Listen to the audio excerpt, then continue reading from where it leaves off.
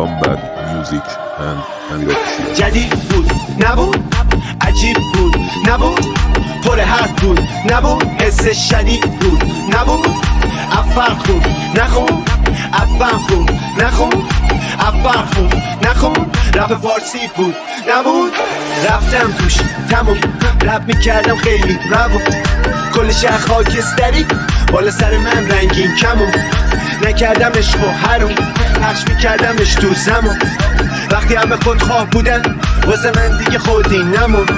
میطبقت میزنه نبض، من میگم باید یه کاری کنم، میشنوه گوش میاد تو مغز، من میگم باید یه کاری کنم، میره تو ذهن میکوبه زر، من میگم باید یه کاری کنم، روی زبون میره بیرون، من باید خودمو خالی کنم، میگم توی سرم میخونم واسه تو، دلم میزنه نفسی خوره کو، لفظ ادایت همه فاز شو، تصویراتونم که مچالشون، تو خودت بگم ببین داری چی ساختی یا کپی کردی الکی، من با تیمم اومدم اینجا، حتی تو مسیر اثری نی استعدادی